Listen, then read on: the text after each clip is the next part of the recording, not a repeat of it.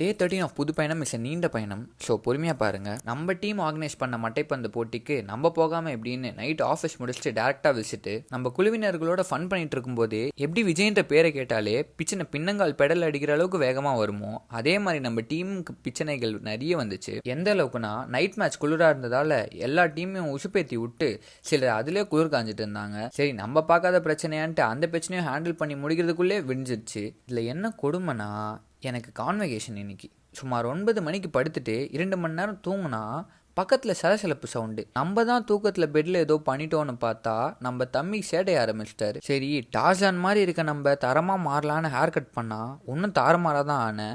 அப்போ தான் ரியலைஸ் பண்ணேன் பார்பர் மேலே தப்பு இல்லை, நம்ம பாட்டப்பில் தான் தப்புன்னு.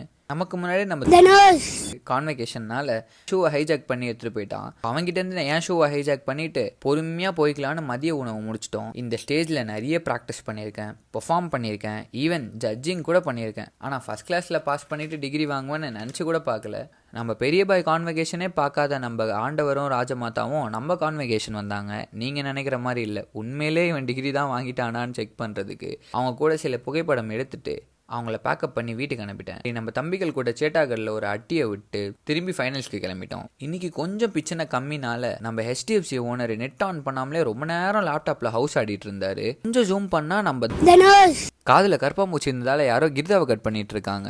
தீர மாதிரி இருக்கேன்னு ஒரு டீயை போட்டு வின் பண்ண உள்ளங்களுக்கு பரிசு அளிச்சுட்டு நம்ம டீம்லே பெரிய பாய் நேற்று பிச்சனை பண்ணவங்க மாதிரி ஒரு இமிட்டேட் பண்ணாரு. இது யாருன்னு தெரிஞ்சா எதுவும் பண்ணாதீங்க, நீங்களே பார்த்து சிரிச்சுக்கோங்க. உங்களுக்கு டோர்னமெண்ட் நடத்தினதும் போதும், நாங்கள் பட்டதும் போதும்னு கடவுளுக்கு ஒரு நன்றியை போட்டு டேவை முடிச்சுக்கிட்டோம்.